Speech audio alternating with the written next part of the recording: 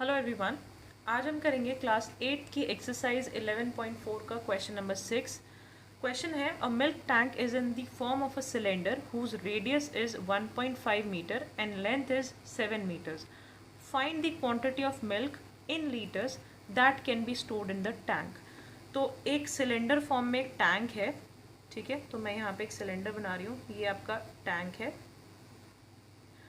इसमें milk store हो रहा है और इसकी रेडियस जो है, इस सिलेंडर की रेडियस जो है 1.5 मीटर्स है and the length is 7 metres, और इसकी लेंथ यानी कि जो हाइट दी हुई है वो 7 मीटर्स दी हुई है।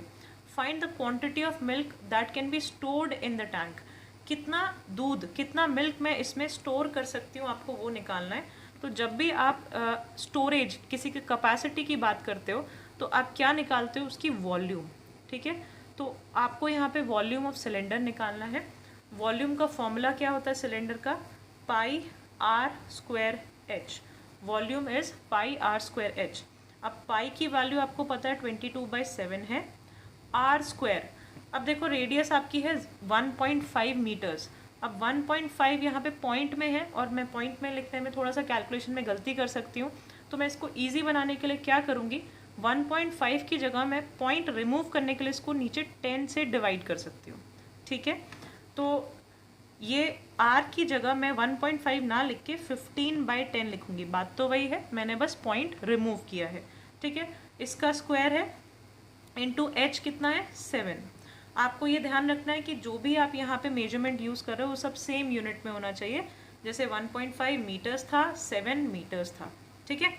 ओके, तो 22/7 इंटू 15/10 इंटू 15/10 इंटू 7, जो कैंसिल होता है उसको कट करो। दिस इज 3, यहाँ पे 2, दिस इज 11, अगेन 3, 2। इसको सॉल्व करने के बाद आपके पास आएगा 99/2 मीटर क्यूब, ठीक है। वॉल्यूम है तो क्यूब यूनिट्स में होगा। अब देखो क्वेश्चन में क्या पूछ रहा है। क्वेश्चन में पूछा है quantity of milk in litres निकालो। तो यहाँ आपको एक कॉन्सेप्ट पता होना चाहिए।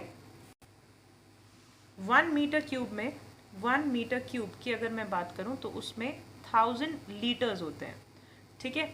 तो आपको ये बात बहुत ध्यान से समझनी है।